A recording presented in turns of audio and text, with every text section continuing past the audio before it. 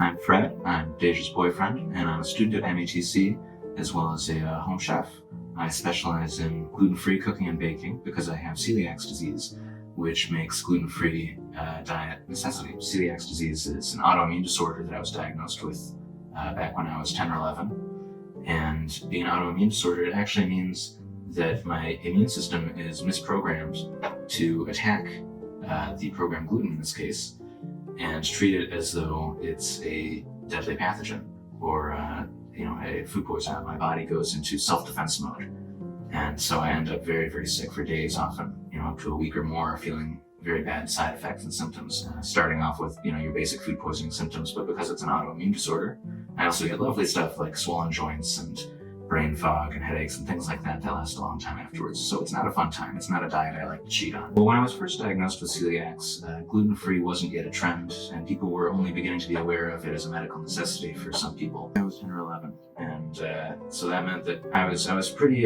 new and unaware of the dangers, and I went to a lot of restaurants and would end up accidentally sick afterwards, unfortunately. I would ask for a salad, the Caesar salad would hold the croutons, and, well, some well-meaning but ill-informed waiter would pull the croutons off of a salad, and I'd get a salad that still had gluten particles on it, and I would get sick afterwards.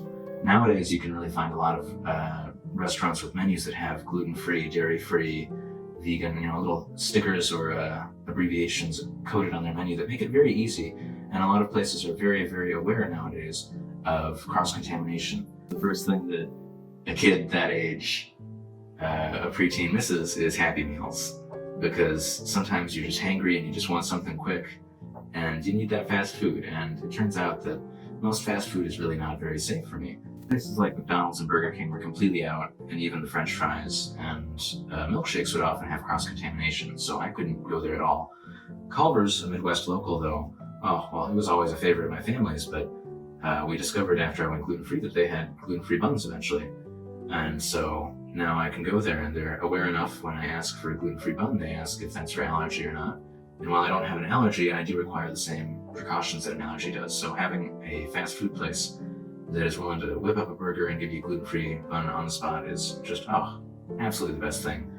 Not a lot of gluten-free specific restaurants last very long, so having good, reliable gluten-free options in mainstream restaurants is really valuable, especially while traveling. When I was diagnosed with celiac, my family really had to adjust their habits because we used to eat out at restaurants quite a bit and really enjoyed a lot of food, a lot of baked goods, a lot of old family recipes. And it takes a lot of adaptation to be able to make the same sorts of foods as contain gluten without. So fortunately, I had family that was willing to make lots of things and try lots of recipes over and over again until they got things right. And that really instilled in me a love for making and baking, so that I can make recipes just how I like them. And now I can't help but have inherited my dad's habit of eating something at a restaurant and immediately thinking, how could I make this at home? That wouldn't be too hard. Deconstructing things as I'm eating them. So I do so much of my own cooking that I really need more cooking supplies and more space than your average apartment dweller. And because of that, instead of a dining room, I've expanded my kitchen to have an extra operating space. I rely on a huge spice cabinet now, use that for flavoring so many things, because being able to make things from scratch, it's a lot cheaper when eating gluten-free. Most gluten-free prepackaged products are quite a bit more expensive than their gluten equivalents, sometimes actually several times more expensive. And that really adds up, especially when you're trying to keep things on a budget as a student.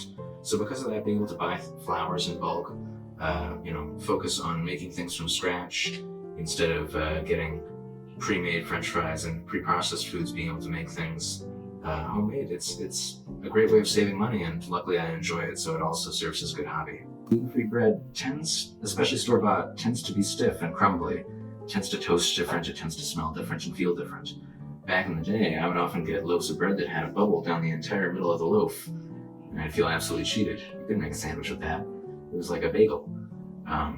So because of that, I got into making my own breads later on in life, and used a recipe book that relies on proving bread using yeast. A lot of bread mixes are using quick rise methods, and a lot of the most basic baking that we all learn to do at home will use baking soda or baking powder as a leavening ingredient. But using yeast was a whole new thing, and it was really fun. The smell of freshly fermenting dough, making our own sourdough or challah or brioche dough is really, really fun. I would love to eventually have my own gluten-free centered business, whether it's a restaurant or a bakery or even a grocery store. Um, I've only been to a few places ever that were exclusively gluten-free, and unfortunately, the particular place I'm thinking of, Coquette's Diner in Colorado Springs, went out of business because of COVID. But when I went there, every single thing on the menu was not only gluten-free, but so well made that people would eat there without gluten-free restrictions and not even notice that it was gluten-free food. It was just food as it should be, done gluten-free.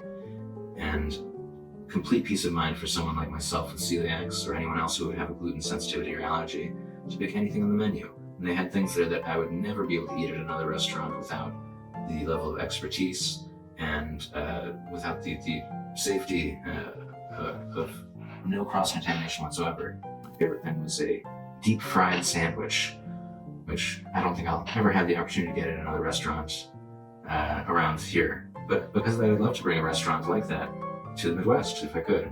And that way, young people who are going through the same struggle as I went through will get that same special feeling that I had of being normal again and getting complete freedom when they eat out.